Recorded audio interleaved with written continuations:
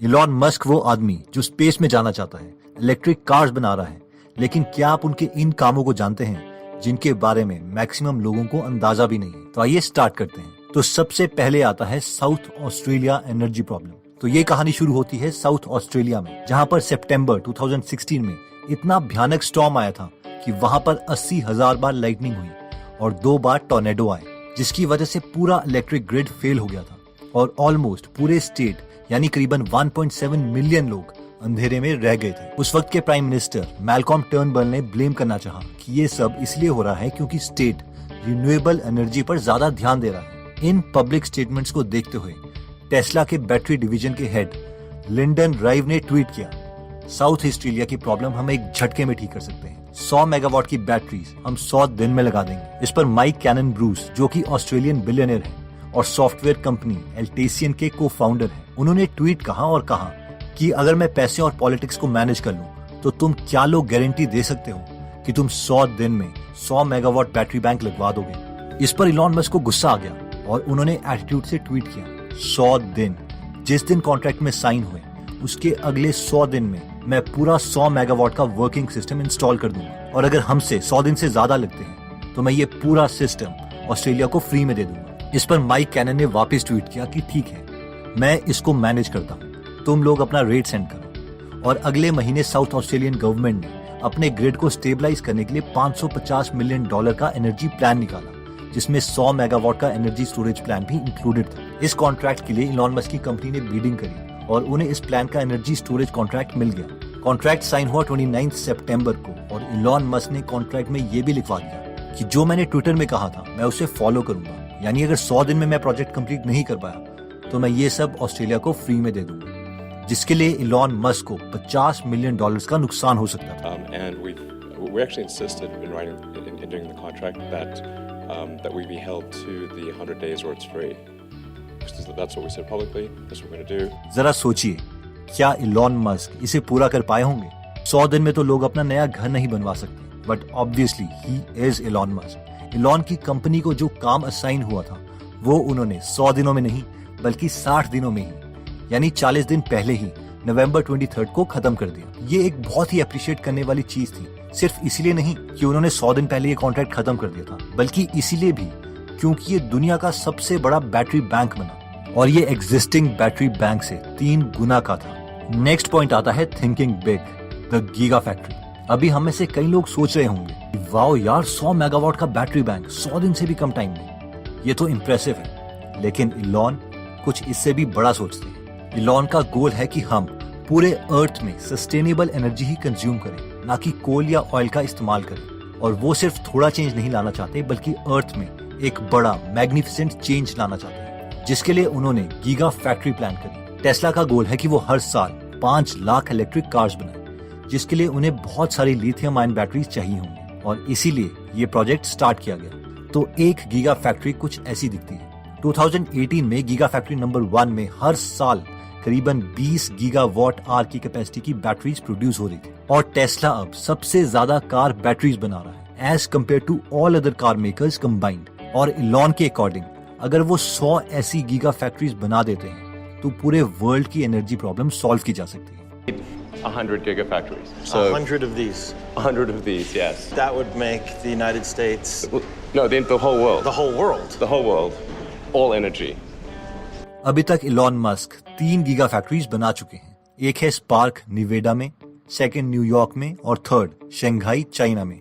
अभी तक इंडिया में टेस्ला ने ऑफिशियली अपनी कार्स लॉन्च नहीं की है, ना ही बैटरी पैक्स, जो कि हम भी चाहते हैं कि ऐसी चीज इंडिया में आए ताकि हम भी अपनी कंट्री का पोल्यूशन कंट्रोल कर सकें, जिसके लिए हमारे ऑनरेबल प्राइम मिनिस्टर इलॉन से मिले भी थे, लेकिन रिजल्ट्स कुछ ज्यादा फ्रूटफुल नहीं रहे।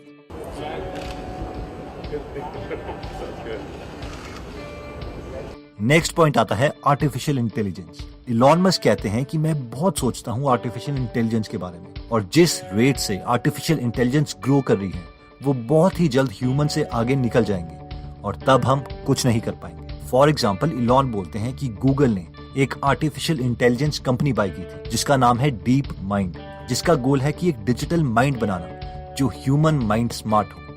इलॉन मस्क ने पहले ही डीप माइंड में इन्वेस्ट कर दिया था ताकि उन्हें पता चलता रहे कि डीप माइंड क्या क्या प्रोजेक्ट्स कर रही है। डीप माइंड के पास गूगल सर्वर्स का एडमिन एक्सेस है, जिसका मतलब है कि अगर कल को एआई को कॉन्शियसनेस आ जाती है तो उसके पास गूगल का पूरा कंट्रोल होगा, जिसका मतलब है कि उसके पास हमारे सारे डेटा का कंट्रोल होगा, जिससे वर्ल्ड वॉर छिड़ सकती है, हमारे बैंक अकाउंट्स सेकंड्स में खाली किए जा सकते हैं और डिस्प्यूट्स क्रिएट करवाए जा सकते हैं। डीप माइंड कितनी जल्दी ग्रो कर रहा है, इसके लिए हमें एक चाइनीज गेम को समझना पड़ेगा जिसका नाम है गो।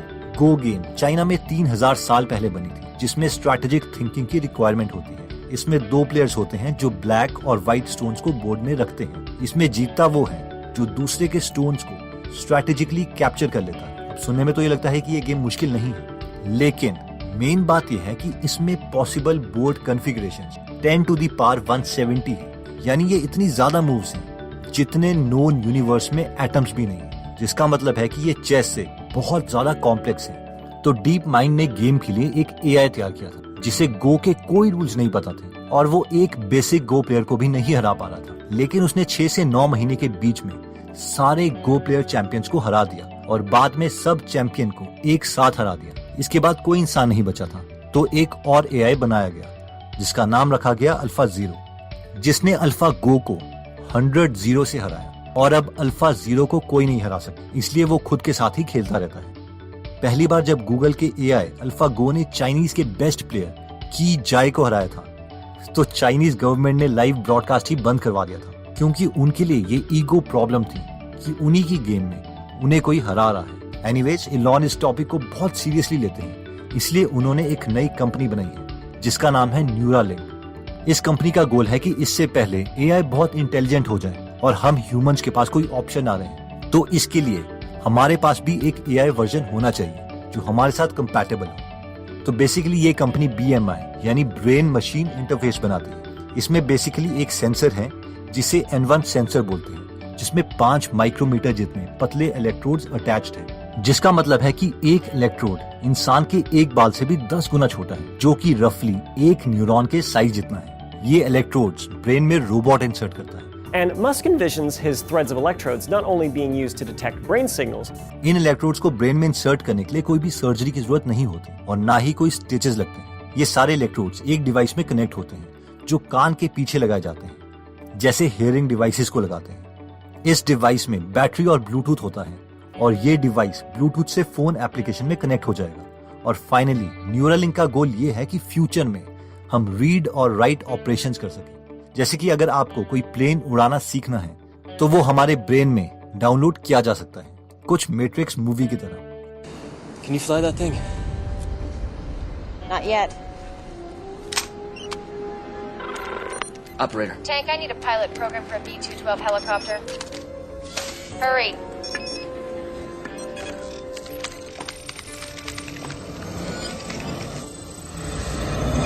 और ये कोई मजाक नहीं है, न्यूरालिंक एक्चुअल में इस पोजीशन में पहुंचना चाहते हैं। Robot doing the electrode insertion. That's a very zoomed in view. So they're all very, very tiny, and the robot is very selectively applying them very delicately.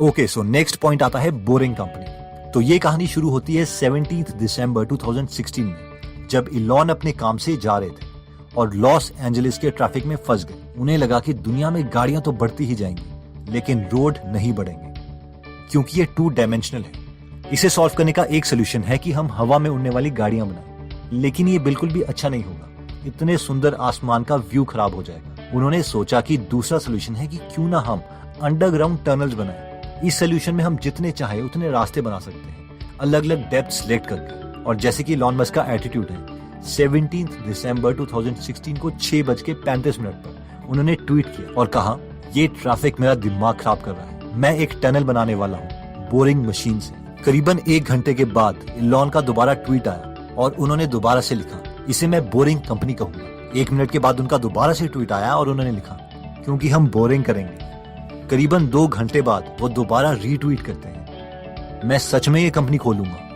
इस कॉन्सेप्ट को test करने के लिए फरवरी 2017 में 9 मीटर वाइड, 4.6 मीटर डीप और 15 metre लंबी tunnel खोदना शुरू कर दिया गया। और ये काम उन्होंने अपनी कंपनी स्पेसएक्स के प्रीमिसेस में किया, क्योंकि उन्हें वहां पर कंस्ट्रक्शन की परमिशन लेने की जरूरत नहीं थी। जब इलॉन मस्क के एम्प्लॉइज ने बोला कि होल की खुदाई को शुरू करने के लिए कम से कम 2 हफ्ते लगेंगे क्योंकि पार्किंग लॉट में एम्प्लॉइज की गाड़ियां खड़ी हैं, तो इलॉन ने बोला कि हम 2 हफ्ते नहीं बल्कि अभी से खोदना शुरू करेंगे और देखते हैं कि हम संडे तक कितना डीप गड्ढा खोद सकते हैं। इलॉन ने अपने फ्री टाइम में इस कंपनी को कंटिन्यू रखा और मई 2019 में इलॉन की बोरिंग कंपनी को $48.7 मिलियन का प्रोजेक्ट मिला। ये एक वीडियो है जो उन्होंने सैंपल बनाया था LA में, जहां पर वो अपने कॉन्सेप्ट को दिखाना चाहते थे। I mean, अगर हम ट्रैफिक में फंसे होते तो गवर्नमेंट को गालियां दे रहे होते, but this man can give ideas as well as execute them.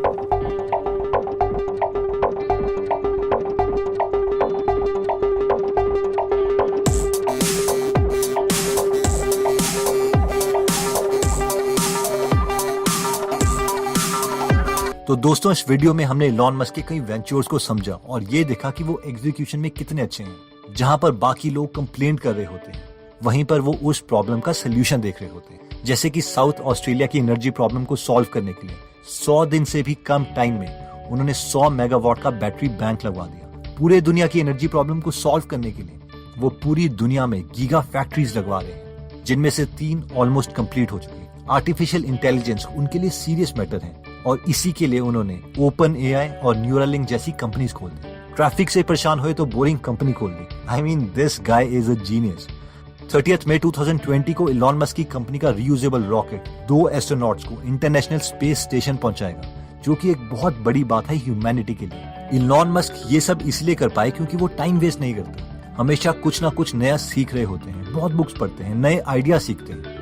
तो दोस्तों, अगर आप भी ऐसे अमेजिंग आइडिया सीखना चाहते हैं, अपने फ्री टाइम को बेकार नहीं करना चाहते, तो आप गीगल ऐप डाउनलोड कर सकते हैं, जहां पर आपको 100 से भी ज्यादा फ्री समरीज मिलेंगे। और अगर आपको फ्री समरीज की क्वालिटी अच्छी लगती है तो आप प्रीमियम मेंबर भी बन सकते हैं। ये कुछ प्रीमियम मेंबर्स के कमेंट्स हैं प्रीमियम बुक्स पर, जो कि बहुत खुश हैं कि उन्हें इतनी अमेजिंग समरीज सुनने को मिल रही है, जैसे कि वॉरेन बफेट की favourite book 1000 ways to make $1000 etcetera. Anyways, अगर आप अपनी नॉलेज में अभी इन्वेस्ट नहीं करना चाहते तो भी आप फ्री समरीज इस ऐप में सुन सकते हैं, क्योंकि हर हफ्ते हम संडे को इसमें फ्री समरीज भी ऐड करते हैं। अगर आप ऐसी और नॉलेजेबल वीडियोस मिस नहीं करना चाहते तो सब्सक्राइब करने के बाद बेल का बटन जरूर दबाइएगा। आप हमें कमेंट करके ये भी बता सकते हैं कि आप नेक्स्ट वीडियो किस टॉपिक पर चाहते हैं। जल्द ही आपसे दोबारा मिलेंगे। जय हिंद।